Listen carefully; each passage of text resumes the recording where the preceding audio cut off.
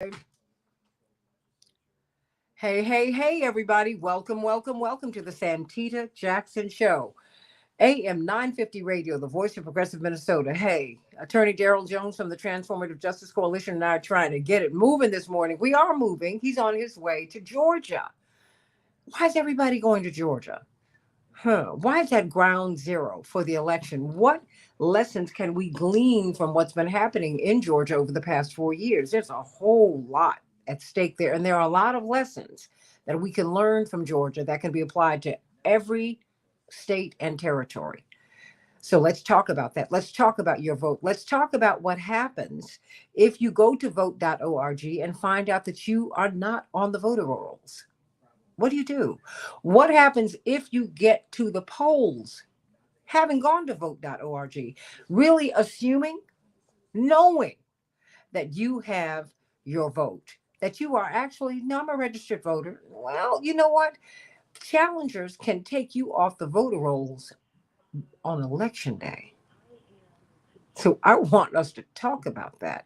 What do you do if that happens? When we tell you to call 1-866-OUR-VOTE, who are they? And what is the process? So there are a lot of questions that we have to ask of you, Daryl Jones, because we don't think about these things until there's a problem. So we're on AM 950 Radio, the voice of progressive Minnesota. I want you to meet my morning stars. Hey, Velma, how you doing? Much respect to you, my beloved, my friend, my sister friend. Hey, everybody, sending so much love. And please, thumbs up, everybody. And we are going to the Santita Jackson and Friends page. We are streaming there, Santita Jackson Show YouTube. Like and subscribe there, like and subscribe. And then I'm on X at Santita J, and the Santita J Show. So let's get right to it, everybody. And of course, every Tuesday at 12 noon Eastern Standard Time, 11 Central Standard Time, you can listen to Attorney Daryl Jones and Attorney Barbara Arnwine on their own show on WOL in DC. WOL in DC. You can stream them on WOL's homepage, but you can also go to barbaraarnwine.com. Let's get right to it. Hey, Lena, how you doing? Sending you so much love. Lena, that's Judge Taylor from Milwaukee. We love you, girl. We love you, Velma. All right. Beautiful people. They are voting up there. We are voting all over the country. So I guess we should start there. Let me start in Georgia. Greg Palast was on the show yesterday. And we just had his film Vigilantes Inc. We urge you to watch it because now you're watching the 2024 version. And it is really compelling. I'm telling you, it is a great movie. I have some friends who are very well versed in this space, or just generally well informed people who walked away from the movie mouths open. Like, wow, I did not know this was happening in 2024. So everybody, please, thumbs up. I need you to help us with this algorithm because, progressive shows get knocked around a bit. I get knocked down, but I will get up, everybody. Weebles wobble, but they don't fall down. And if they fall down, I push myself back up. And big ups to LeBron James and his son, Bronny, becoming the first father-son to play in a professional basketball game together in the NBA. Congratulations to you all. I love things like that. Sending you so much love. And Attorney Daryl Jones, let's start with Georgia. SaveYourVote.org. SaveYourVote.org. You can stream Vigilantes Inc. without paying for it. It is just really, and thank you, Leonardo DiCaprio, for making that possible. He opened up that website, started it so that you could see it. And they've had more than 1 million people who have streamed it, and show it to your friends. We need to get the word out about that movie. Attorney Daryl Jones, why is everybody heading down to Georgia? I mean, what? Because in fact, the film focuses on Georgia. Why? Why Yeah. Georgia? I mean, why not Mississippi? Right? I mean, why not Alabama? Please, why not Milwaukee? Where, when they had an election during the pandemic, and Kentucky, they closed down the polling places. They had one super site in Kentucky. Yeah, I was like, wait a minute, what? For more than 600,000 people? Are you serious right now? I mean, how does that happen? Yeah, So, I mean, and yeah. in Milwaukee, they closed most of the polling places down during the pandemic. I mean, really? Come on. Why Georgia? Good morning, Santita. So part of the reason that Georgia has become the focal point is because Georgia really is ground zero for a lot of the legislation that's now coming out for on dealing with voter suppression and make it more difficult for people to get to the polls, purging people from the polls, and all kinds of chicanery and trickery that the state of Georgia through the legislature is using. Senate Bill 202 was the bill that was passed, I believe it was 2022. It was the response of all the folks that showed up in 2020, particularly people of color and the young voters that came out to push and ended up having, Senator Warnock elected to the and Ashcroft, Ossoff elected to the Senate of the state of Georgia. So there was an immediate blowback from that with Senate Bill 202. And what Senate Bill 202 did was that it addressed a lot of the issues of the concepts that we were using to encourage people to stay in line at the polls, to go to the polls, to get out to vote. That's where they came up with this crazy thing saying that, if you give someone as much as a bottle of water or a slice of pizza while they're in line, that they've created these long lines to vote, that you will be arrested, that will be illegal. So you had all of these things that were coming out of the state of Georgia. So that's how Georgia sort of became ground zero for all of this. The legislature turned it around after making that illegal. They made it illegal for localities such as Fulton County had an RV that was donated or purchased by them that they then converted into a mobile voting unit where folks could actually go to the park and vote. They could go where people are to make it easier to access the ballot box. So the state of Georgia didn't like any of this. They didn't like these progressive folks that were coming up with ideas and encouraging people and getting people out to vote. So they outlawed the RV. They outlawed giving water and food to people that were in these elongated lines to vote. They outlawed all of this stuff. So So it wait, became so just hold on. When you say outlawed that, does that mean people get arrested you could for be doing that? arrested for it. Absolutely. It's an arrestable offense, interfering with the election process. So it becomes an arrestable offense in the state of Georgia. And so, when they started doing all of this, and there's several other examples of what they did in the state, but when they started doing all of this, that's when it became even greater that Georgia was, ground zero. It caught on like a virus. It caught on in Florida. All of a sudden, Florida is doing it. Texas is doing it. All across the country, all these conservative legislatures started imposing these statutes that made these types of things illegal. So that's why you go to the head of the monster to try to cut it off and to kill it. That's Okay. why we're going to the state of Georgia. They didn't stop there, though, Santita, because now what they've also done is that they had enacted legislation uh, that allowed the individual local electors, right, to be able to make decisions with regards to what ballots should be counted.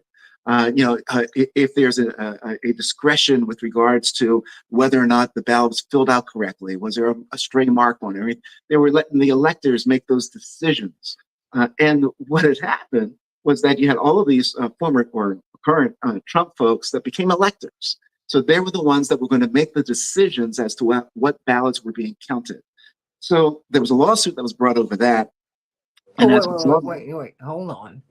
I just wanted because I'm trying to keep up because some of this just doesn't make sense to me. When you say they were going to decide which ballots were counted, what do you mean? meaning that after ballots were cast, right, you cast your ballot. Now it's Uh-huh. time for the ballots to be counted by the election officials. The election judge had sued so that they would have the right to make the decision as to whether or not your ballot should be counted, that it wouldn't just be a ministerial thing of just counting the ballot, but they would have the discretion to say, this ballot I will not count. This ballot I will not count. This ballot I will not count. Thus, having the authority to sort of decide elections coming out of their individual districts. That went up 2 weeks ago, I think, maybe 3 weeks ago, to one of the courts in the state of Georgia. Judge Cox was the one that was ruling on that and decided that, no, they don't have that type of authority. They can't do that. So that's an example of what's going on locally at some of the polling places, and that's part of the reason we're going down.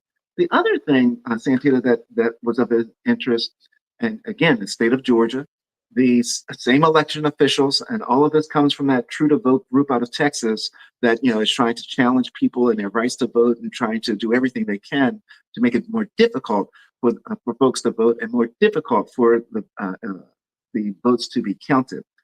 They sued the state of Georgia because they wanted to have hand counted ballots. That they, rather than have the machines count the ballots, they believe that the individual election judges should have a team to just hand count the ballots. Mm. Number one, that would completely tie up the process for trying to count 20,000 whatever ballots. Number two, it would make it discretionary again because, of course, the most error real part of this will be people, right, or the human error as opposed to the computer error. And so the judge looked at that and like, no, it's going to take too long. It's too complicated. It's too cumbersome, and it's prone to error and discretion. No. So when you have all of these challenges that are going on in the state of Georgia, that makes it ripe for all kinds of other issues that will crop up. So that's why you see everyone heading to Georgia to try to serve and to monitor, as a poll monitor, to be legal observers, that type of thing, as to what's happening in Georgia. Those are some of the main areas, Santita, in Georgia, meaning some of the larger cities where these things are occurring, primarily because that's where the Black and brown population are in these major areas. So that's why they go after those areas. We can only imagine what's going to happen with many of the African Americans and brown and people of color that are in the rural areas. So we'll be covering that as well. So there are going to be all kinds of issues going on. But what about, we see this happening in Georgia. As you know, in Chicago, we lost 300,000 Black people in population. There's been we just can't afford to live here. And so now we're moving out into the suburbs. If not across the state line in Indiana, where, you get a break with your taxes. Are you seeing these issues played out wherever you see Black and brown people and Asian people? Because I didn't realize that the voting rates in the Asian community was so low. Mm-hmm. I also did not realize that they were dealing with the kind of harassment that that we saw in the film Vigilantes Inc. I knew that they were dealing with racial harassment. Now, that was, in fact, there was a young man, Vincent Chin, who was killed more than 40 years ago, and Reverend really talked about him during the first presidential campaign because he was beaten up out having friends because he was Asian, and some folks beat him to death, killed him. And that happens far more frequently than the corporate media will discuss. And what we did see in that movie was, a voter protection group for Korean Americans. They said, no, we need voter protections because indeed they have been striking Black sounding names, Asian sounding names, and Latino sounding names from the voter rolls. We don't look at that. Are you seeing this, voter suppression, is it rolled out? Do you specifically see it in certain areas? I mean, are you seeing it when Black people move to the suburbs, or when Latinos move to the suburbs and move to certain areas? Do you see it then begin to see a spike in voter suppression or not? Yeah, you absolutely do. And this is the thing. The whole voting process, there's always a breakout that will alert people that are involved in the voting process, those that are campaigners or what have you, as to what percentage of voters are voters of Asian background, Black voters, Latino voters. That's all broken out. That's all public knowledge. And so once they know where a larger percentage of Asian voters vote, they can then aim their strategies, their techniques to try to suppress the vote at those particular polling places. Like one of the things that happened in Georgia, and then I'll jump over to another one that goes to the Latino side of it, is that they were closing polling places in African American communities and merging them. So that, rather than you having your neighborhood polling place, which is maybe a mile away from where you live, you now have to go 3 or 4 or 5 miles away to a polling place. In addition to that, they would reduce the number of voting machines that were there. What would that do? That would cause a long line for folks to, number one, you had to work to get to the polling center. Mm. Number two, once you got to the polling center, because they had closed other and merged them, it created a long line of people that were also trying to vote. So if you're from a working class family and you've got to work and you're trying to squeeze this in on your lunch break, or you're trying to squeeze it in between kid duties, and you see this long line that's going to take you 2 or 3 hours to navigate, or even an hour and a half to navigate, it discourages you from being able to vote. And then they added to that, of course, that law that said, by the way, if you're in there for 2 or 3 hours, no one can even now offer you anything to drink. So if you got to take your medicine, if you need something to eat because you're diabetic or whatever it is, no one can give you a piece of candy. No one can give you a cup of water. All of that is what Georgia had put in place. When we go to expand it and we look at it even more broadly, we know that it happens in the Asian community, but I wanted to lift up, because, the 950 is out of Minnesota. Let's lift up a case out of Minnesota. So what happened in 2022 when we were doing our command center out of Milwaukee, but monitoring Minnesota, we were able to find out that there was and I can't recall the city name right now, in Minnesota, where those folks that were of Latino descent were being asked to read an oath that they were, able to vote, and that they were American and all this other stuff that was written only in English, and they had to read it out loud to the election official. That's called a literacy test. That's called a literacy test. Once we found that, we were able to contact, we actually got a hold of the author that put together the oath that was to be read by those, with the Latino last name or Hispanic last name. And they said, yeah, this is precisely what we're doing. And obviously that was in complete violation of the Voting Rights Act, in complete violation. And it was nothing more than a literacy test, right? Asking to, if you can't read English, you weren't able to get a ballot. So those things are still happening. And, when we can find them in the small areas, you just got to search for them now. We encourage people that if you run into any type of issue, if you run into an issue where there are people trying to intimidate folks at the polls, whether it's police officers located at a poll, which is a form of intimidation, or if it's people with guns at the poll, as they were in Arizona. Wait, just having a police officer at the poll is a form of intimidation? Absolutely. Absolutely. Police officers at the poll are a form of intimidation, because the message that's being sent is that if I'm a person who's had some run-in with the law, if I'm a person that may have been on parole or probation, I don't want to necessarily go if I'm not certain about my status. And the police officer is there, so it becomes a form of intimidation. Not there to help, but there to intimidate voters from going to cast their ballots. That is a form of intimidation. Wow. We're talking with Attorney Darrell Jones, Transformative Justice Coalition. He and Attorney Barbara Arnwine are heading to Georgia today. Greg Palast and his team are already there, but you're meeting Attorney Gerald Griggs, the president of the NAACP, someone who's been calling for President Biden to please sign an executive order to protect our voting rights. You've got Attorney C.K. Hoffler down there, chair of Rainbow Push. We're looking at voter protection. Let me ask you this. Would an executive order protecting voting rights, would that have helped in this 2024 season? Oh, absolutely. Because what the executive order would do is that it would make it consistent. The rules of voting, who's eligible to vote, all of that would be consistent across the board in every state.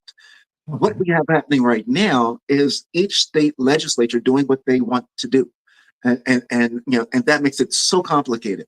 Do you know, Santita, that in the state of Georgia is the only state in the United States, we're talking about police at the polls, the state of Georgia is the only state in the United States that requires law enforcement officers to have mandatory training with regard to election-based issues, things that occur during the election.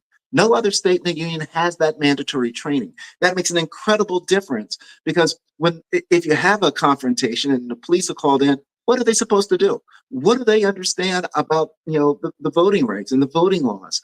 That becomes problematic and that becomes a concern.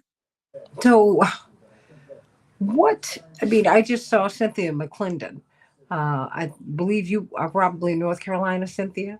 Minister Curtis Gatewood, who's been on this show, we've really appreciated hearing what's happening down in, well, just in the areas that have been impacted by Hurricanes Milton and Helene. And Hurricane Helene is just, it is horrifying. It is horrifying what has happened there. What's really horrifying is that we're not talking about it, that it's not being covered by the corporate media. There are places that are still without power. There are places they're still looking for too many people who are missing. They don't have enough resources. That is a fact, and people are talking about it. And it is being exploited politically, or maybe if you can say exploited, maybe it's being highlighted. Say what you will. If I were in that area and I, in America, America that can rebuild anything lickety split, if I were not getting relief, I would be I'd be looking for help wherever I could too. Attorney Daryl Jones. Um, she was talking about the unhoused, Mhm. that particularly the unhoused homeless people. We keep trying to pretty this thing up. It is what it is when you're homeless, when you do not have a home. According to research, according to what she is sharing, 70 million Americans with arrest records face barriers to finding work or a decent place to live because of the restrictions that you have on getting a job. We see that particularly on these indigenous reservations that people have post office boxes and say not an address, Mhm. and they're being denied the vote. And I'm bringing all of this up, everybody, because Americans live many kind of ways, all kinds of ways, and we need to be concerned about anyone who faces any barrier to the vote, because it could be you, it could be me.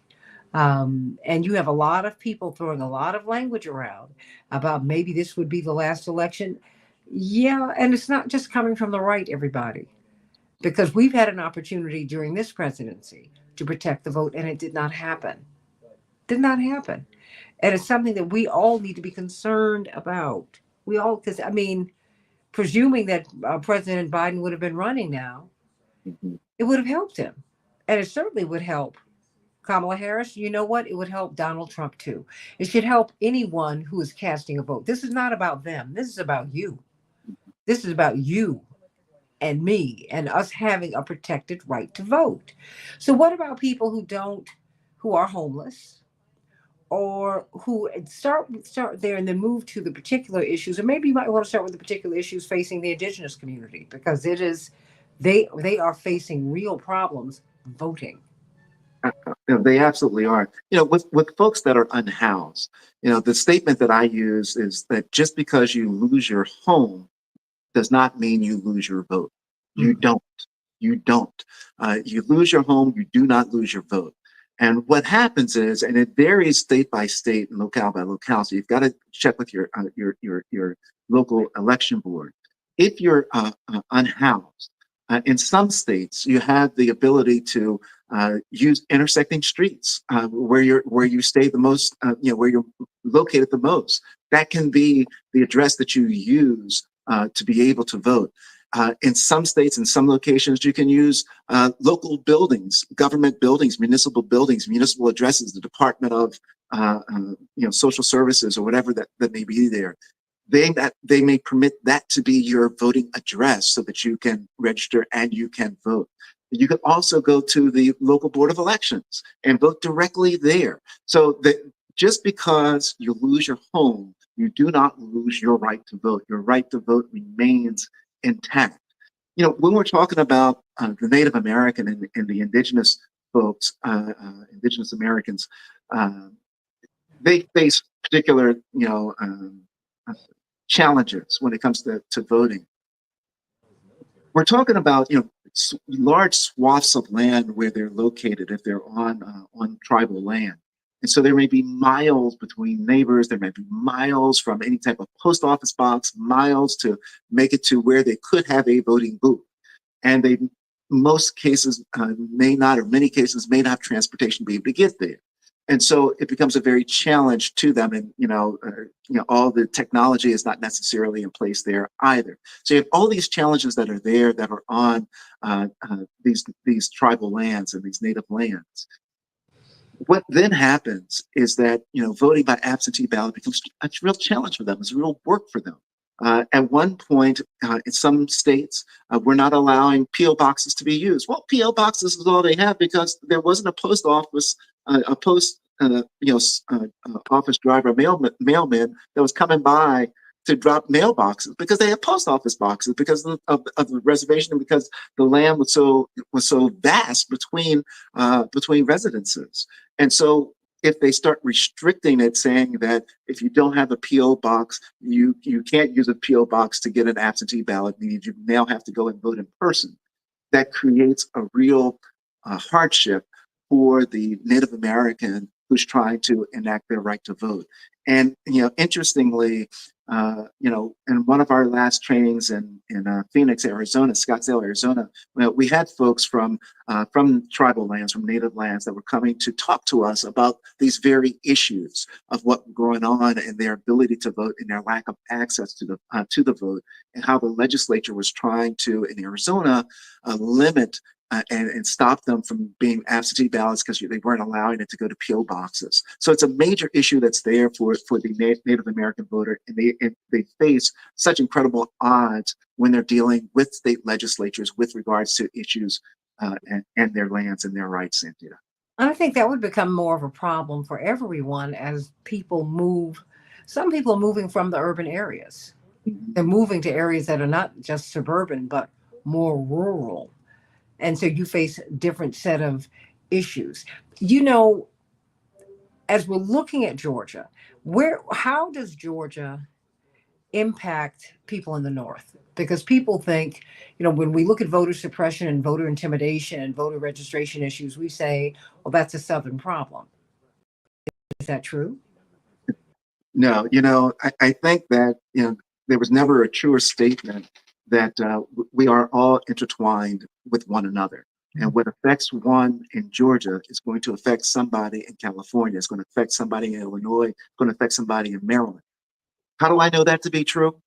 Right now, had Georgia not elected Ossoff and Warnock, the Senate would be in the hands of the Republicans and the conservative legislature to pass legislation. The House of Representatives is in the hands of the conservative legislature to pass legislation.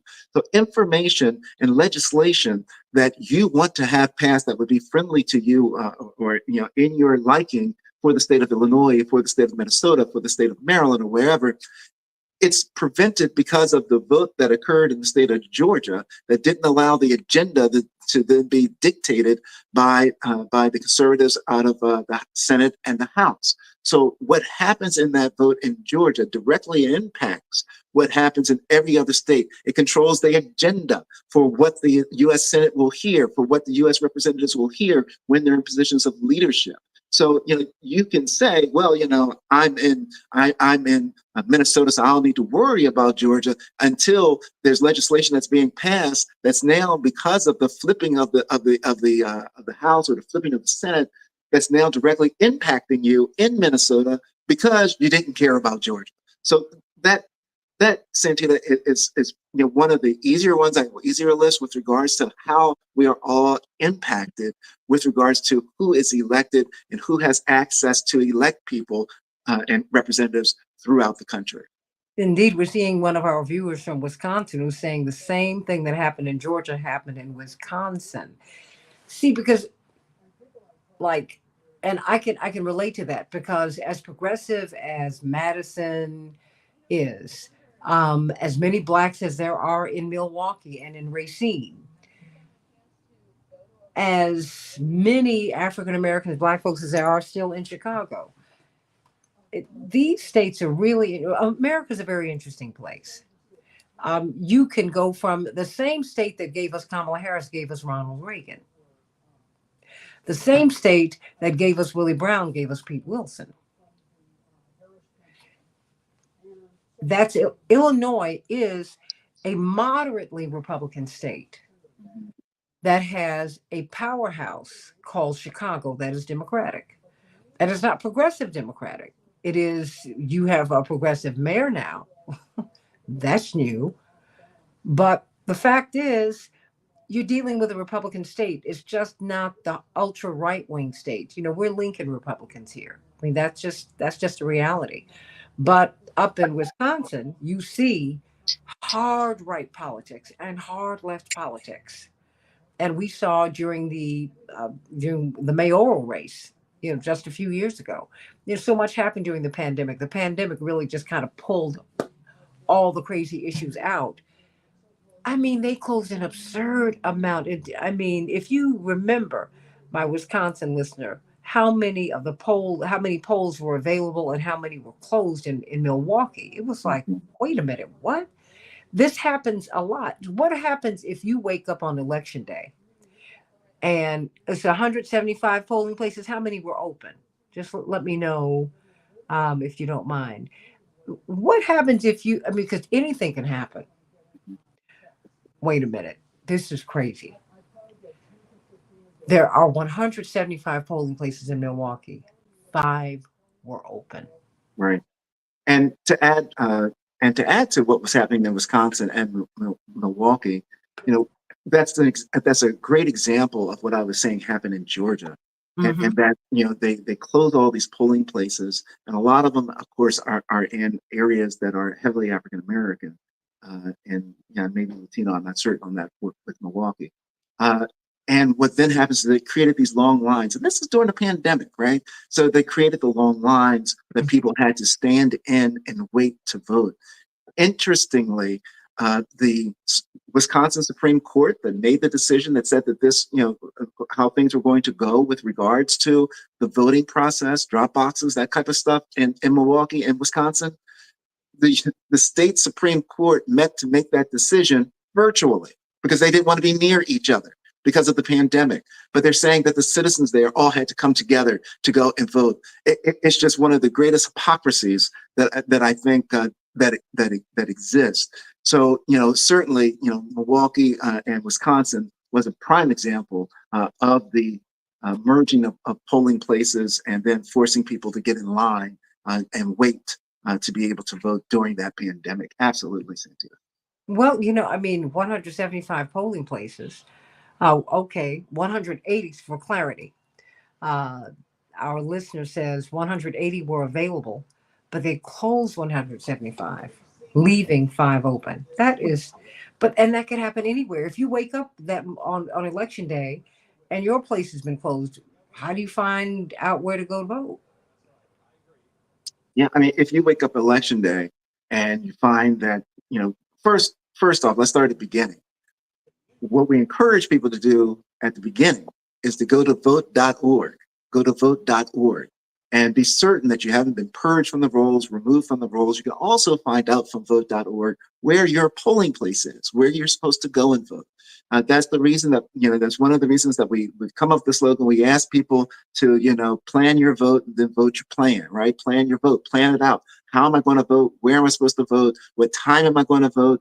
You can go to vote.org. You can go to some of the ballotpedia.com and some of the other local sites for your election. Some of them will even tell you what the waiting time is at the various polling places. So go to vote.org, go to your state's voting site to see what information is available for you at that site.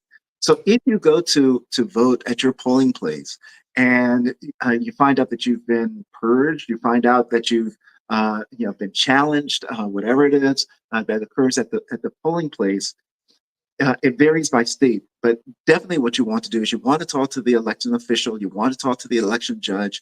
If you're in a state that requires you to have identification, I suggest that you take a valid identification with you, something that has not expired, that is still valid, along with you. Also take with you some type of utility bill that just shows your address and this is where you vote. If you're not challenged, no problem. If you are challenged, you have something with you that you can show to say, this is where I live, this is my address, here's a second form, a proof of residency with my utility bill, light, whatever, bill, cable bill, whatever it is that you may have, to show this is where I live. So you want to do that. In the very worst case, Santita, and we encourage people to not do this unless there's no other way that they're going to allow you to cast a ballot, is to cast a provisional ballot. But that's your very last resort. And the reason that the provisional ballot is your last resort is because the provisional ballot may or may not be counted. The provisional means that we're going to take this ballot provided that certain conditions are met, that we're able to verify that you have the ability to vote, or that you have met some qualification that we have put upon you to say, get this to us by certain date to be able to vote. That's the reason that we encourage people to not cast a provisional ballot unless they absolutely must cast that provisional ballot. The best thing to always do is that if your state offers early voting, is to try to get yourself a plan to vote early. That way, if you do encounter issues, you'll have the opportunity to address them. If you wait until election day, you may not have the opportunity to be able to address whatever the issue is. Well, let me go to Cynthia McClendon. She says, I live in Georgia, but I'm from North Carolina. We've been talking about that disaster. We have to be concerned about all people in all states, she writes. I hear a lot of talk about voting, but some people have no more house. Hello. They don't have a car anymore. They don't have a driver's license. When your home has been flooded out, you're not going looking for ID. If you see, because floods happen very quickly, and sometimes they happen slowly, and then, well, first of all, if you have a leak or a flood, you're trying to find the source of it so you can stop it. You're not saying, "Oh, let me go get my license, my birth certificate." You're like, "Let me stop this because this is a huge." This is a looming disaster in my home. She continued, most of them will not get to vote unless VP Kamala Harris arranges for transportation for those who have literally lost everything, she emphasizes. She said, as I stated, Sister Santita Jackson and friends, I mean, it's true. I mean, how will these folks vote? How will people be able to have access to a computer? The election, she said, the election day should be extended. I don't know what is sacrosanct about the first Tuesday in November. And I'm only saying that because, look, things happen. Attorney Jones? No, you're Things absolutely right. happen. And these people still, Asheville has still been shut off from the rest of the world. I mean, and there are places just all over. I mean, North Carolina took a massive hit, but Hurricane Helene is the worst hurricane since Katrina. They're not talking about that. They don't have news crews down there. What they do have is social media. What you do have is Trump. And people are just, I mean, rightfully very angry because they're like, wait a minute, we go into countries and we rebuild like we rebuild. But we're sitting here and now you got a national election, wait a minute, and state elections and local elections, county elections. And what's wrong with saying, let's take this out 4 more weeks? And what's wrong with that? Is Well, that a constitutional yeah, issue? there are a lot of options that are there for states to try to help voters that are impacted by natural disasters. In the state of North Carolina, for instance, the Board of Election there, there are 100 counties that are in the state of North Carolina. 13 have been identified as those that have been impacted by the storms. So one of the things and this is the first year that the new law in North Carolina regarding requirements to be able to vote, meaning that they now require that there be two witnesses to the absentee ballots, as well as a copy of the photo identification for their North Carolina ballot. So, this is the first year that they're rolling that out. This is for people that have now, been impacted by the storm. So what North Carolina has done in the legislation itself is that it permits that if there is a natural disaster such as this one that has occurred, that now the folks that are in those 13 counties that have been impacted can go to any county to be able to vote. They don't have to vote in their home county nor a home precinct. They can go anywhere to be able to vote, and that's within the legislation that they have passed. Additionally, they have also, and I don't think it's any better. It's I don't know. But what they've done is that they said rather than you having to have two witnesses to sign off on your absentee ballot, uh, you only need one now. So it makes very little sense to me. You, You do still you see the expression on my face right now? right, And right, everybody, if you're watching, I mean, really, they are playing a game here. They're right. playing games, and they're trying to shrink, excuse me, the voting population. And I think Americans, we need to call them out on this. To me, there is nothing sacrosanct about November, about the first Tuesday in November, particularly when you have the kind of disaster that they have had in North Carolina, and in parts of Georgia, and in parts of South Carolina. It could happen anywhere. I mean, my goodness, when well, I repeat, if you have a looming disaster in your home, I mean, I had something happen. It wasn't a disaster, but it was a problem. First thing, I was not looking for, oh my goodness, where is my birth certificate? Mhm. Where? No, no, no. I gotta wait a minute. It's wait, whoa, whoa, whoa. There's a flood here. I mean, wait a minute. The water's running. Whoa, whoa, whoa, that's the first thing you're doing. And say you can't stop it. Say you have a hurricane. Say you have. Then you're looking for loved ones or your neighbors. All kinds of things can happen, and not they don't just. They have happened. Mhm. They have happened, and we're using, to me, 200, 300-year old statutes and rules, or 100, and we're applying them to the 21st century matrix. That is, it just doesn't make sense to me. Yeah, It doesn't, and everything is computerized now. These people can find you, they can chase you down for a bill. mhm. Yeah. I think that to North Carolina's benefit, and on the high side of what they've done, one of the things they did with regards to the needing the identification to be able to vote, they've now made it available that that voters can sign an affidavit, testifying that they are who they are, and then they're able to cast the ballot as well. One of the things that's also interesting to note, Santita, with regards to how widespread the impact is to voters in North Carolina, Mhm. is that we know there have been about 2,400 polling locations in North Carolina that are impacted because of the storms. So you have 2,400 polling locations of voters that are now impacted. As folks that were waiting for their absentee ballot that may have been sent out and going to the mail. Well, there are trees that are blocking the roads, and there are roads that are covered with water. So Well, there's no I don't access have to a, any of wait that. a minute, Daryl. I don't have any place for you to deliver my ballot to. Right. Because technically, right now, I don't have a home. These people are playing, and we need to. And you're the lawyer here. There are no. You are the two biggest. You're the biggest and best at this, and we need to help you. Help you help us, because this is ridiculous. They make all kind. Look, you have unconvicted felons who run in the country right now. These folks bend and stretch rules or suspend them for all kinds of things. But for my vote, you mean to tell me you can't figure out when I have no home? It's been washed away. I mean, I'm looking for my husband right now. I'm looking for my children. I'm looking for my wife. I'm looking for my partner. I'm looking for my grandmama, my mama, my daddy, my granddaddy. I'm looking for my neighbors.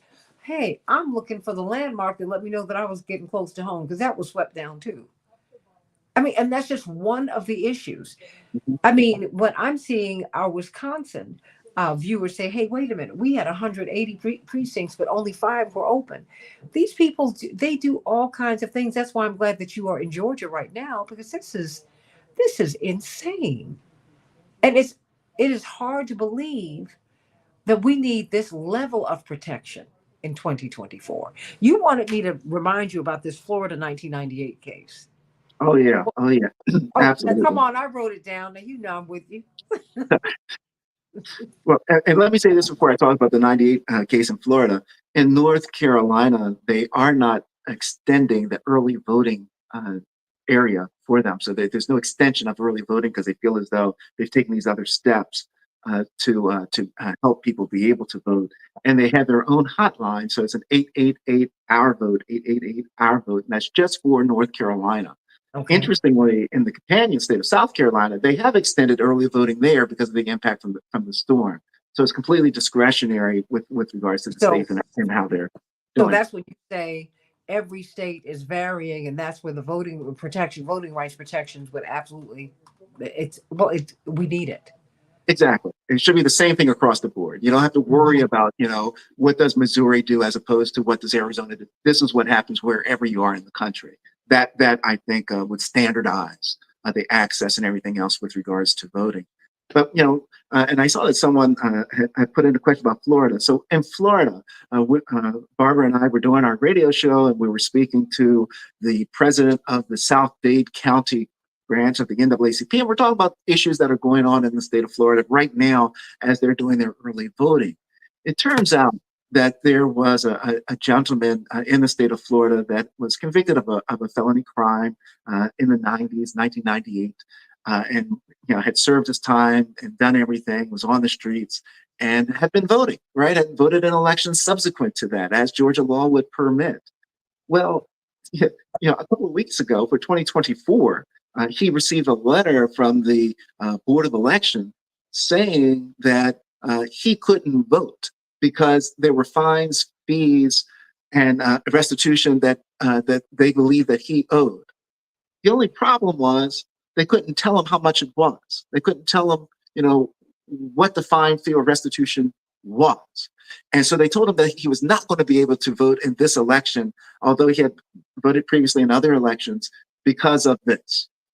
It should also be understood, Santita, for background purposes, that in the state of Florida, that they passed Amendment 4, I believe it was in 2020, that they passed Amendment 4. And what Amendment 4 was in the state of Florida was that they took it to a constitutional amendment as to whether or not people that had felony backgrounds would gain their voting rights back, could have their voting rights restored. And over 60% of the voters in the state of Florida say, yeah, absolutely. If you've served your time and your feet are in the street, you Yeah. should be able to vote. Well, the Florida state legislature said not too fast because what they saw were a bunch of progressive voters that were coming in. And so what the Florida legislature did is said, well, we're now passing a law that says until you pay your fines, fees, and restitution, you cannot register to vote. Well, in between the sweet spot there, when the constitutional amendment was passed that enabled people that were feet in the street to vote, and the time that the legislature had enacted this fine, fees, and restitution, thousands of people that were previously court impacted voters or people had registered to vote. So they put them now in limbo. And by the way, the Florida legislature said if you haven't paid your fine, fees, and restitution and you register to try to vote, that's a felony. And so you can go back to prison as a result of that. And so this is what came out of all of this Florida stuff. So the gentleman in 98 that had the conviction who now learns in 2024, is being told now in 2024 that there's some fine, fees, and restitution 26 years ago, whatever that is, that you need to pay is being impacted. And so that now is in the middle of a court battle as to, what all of that means. And it goes to show the chilling effect, the impact that states are having, particularly with our returning citizens and their right to vote, that they're challenging them. In Florida, they also had the election police, is what I call them, and they say that after they did the fine, fees, and restitution, and these people registered. Well, now they were going out to find people, and they were arresting these people because they registered because they thought they had the right to vote because the government may have sent them something about voting, and so they said, okay, I can go ahead and vote. Only they weren't able to vote, and so they arrest these people. That has that chilling impact upon everybody else that may have an F on their record, as they say, a felony on your record, F on your report card, to be able to vote. They said, I don't want to take that chance. I just won't vote at all. So that's That's what's happening. In 98, that the 26 years ago, the conviction, it's impacting somebody. They can't even tell them how much money they owe to be able to clear up what the state believes that this person may owe to be able to cast a ballot. I've got about 3 minutes left here. And, Ashley King from Memphis has said this is very educational. And, Cynthia says arrest Donald Trump. He has company. Okay. A lot of He has folks need to. felonies on his record, right? Well, but he had, the thing is he's appealing them. I want him to get the justice that I want for all the people I see out here. Because I also know that even with the sexual, that they accuse him of being a rapist. That's not true, everybody. He was accused of sexual assault. And in fact, the jury said that he was not guilty of rape. And I've looked into this because I want to traffic in facts, not in just my opinions. Okay. And I want to tell the truth on him Mhm. and everybody else because trust me, I have had the experience and I didn't have to have it of going to see a loved one in jail and see the doors closed behind me because I had to leave him there. Mhm. Okay. Mhm. And how do people come out?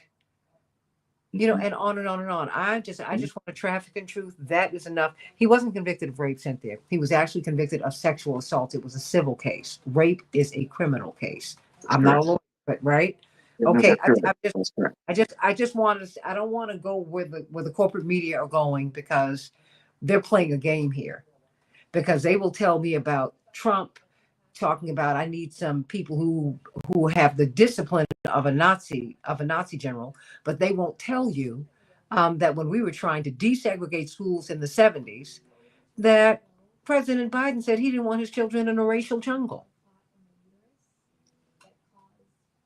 Er? I mean, I'm just saying. I mean, and the question is now, how do we go forward? And how do we go upward? I ain't mad at you, Cynthia. I am not mad at you. I'm just saying, you know what? I parse on words because I've also had to live on people telling lies about someone that I love and some Mhm. people that I love, and I don't want to do that. I just want to be very, very. It's all right, Cynthia. I mean, because we hear it so often, it's not your fault. We hear it so often that we start repeating. We repeat what we've heard, and you assume that the corporate media are telling the truth, and they're not. That's why sometimes you have to read these cases, the indictments, and the convictions for yourself, so you can find out what really happened here.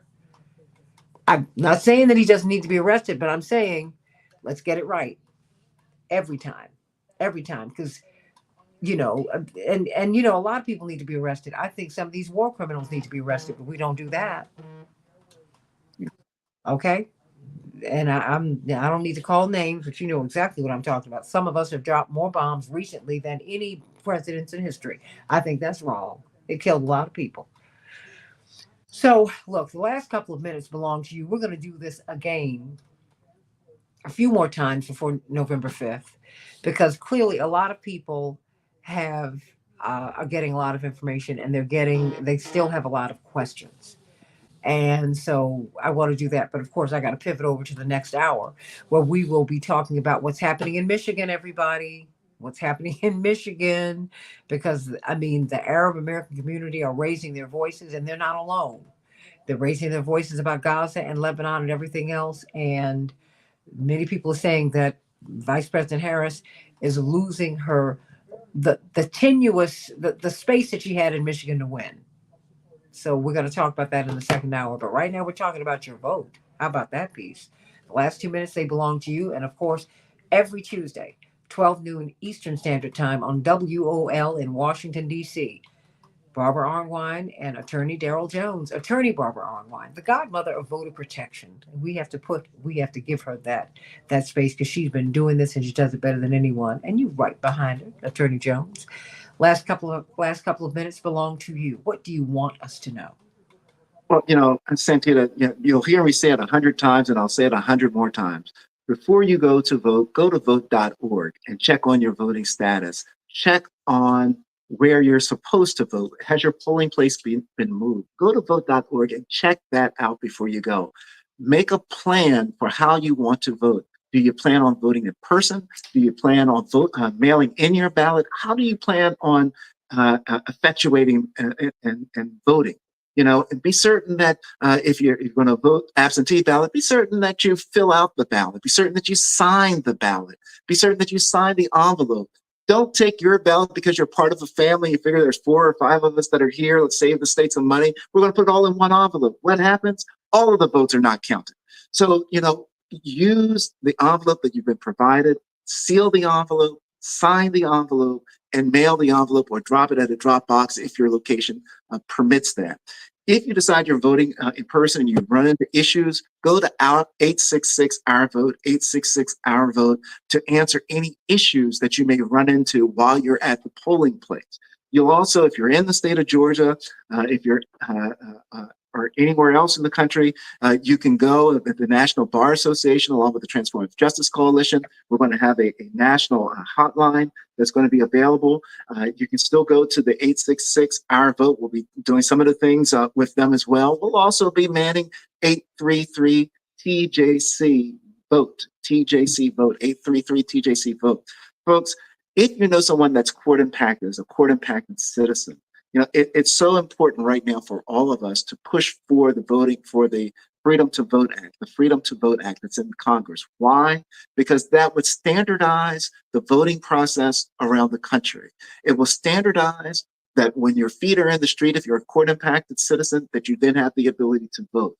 It makes no sense right now that if you are in DC or Vermont or Maine, you never lose that right to vote. If you're in Mississippi, it takes a vote of the Mississippi House of Delegates signed off with state legislature, signed off by the Mississippi governor for one person, for each person to regain their right to vote. If you're in the state of Wisconsin, there are scenarios where they have this dual track where people are completely confused. You're in the street, your time has been served, but you still can't vote because of the system that they have that has been devised there. We need to scrap all of that. We need to standardize it so everyone has the same system. Your feet are in the street. If you're on parole, probation, or fees, fines, restitution, whatever, your feet are in your street, you should be able to vote. That's the Freedom to Vote Act. That also standardizes early voting. Many states don't have early voting. So, this should be standardized. We've got to make voting easier. The Freedom to Vote Act is the way to do it. Ask your member of Congress who's up for election if they're supporting it. If not, push them to do it. The Freedom to Vote Act, folks, we need to do it, and start by going to vote.org so you're in the game and have the ability to cast your ballot and have it counted as well, Santita. Attorney Daryl Jones, the best at it, everybody. Indeed, many of us have greater access to guns than we do to our votes. How about that? Think about that, everybody. Think about it, think about it, think about it, think about it. I believe in the Second Amendment, but all of this has to be responsible because it was written in a time when we had militias. We were trying to fight an imperial power. What? To get our freedom. Woo! Oh, yeah. Yeah. Everything has context, everybody. But right now, we need to protect our vote. And it shouldn't be easier to vote, Daryl. It should be easy. It should be easy. Let's make it right, everybody. Come on over. Let's talk about the polls. Are the polls off? What about Michigan? I got to get on over. Sending you much love, traveling grace and mercies. You're going to hear from me, but let me know how things are going down there. Absolutely. Thank you so much, Santita. Appreciate you. Sending you much love. AM 950 Radio, the voice of progressive Minnesota. Everybody hop on over to the second hour. Let's talk about the polls and let's talk about Michigan and these swing states, these battleground states. Let's talk about them on the Santita Jackson Show.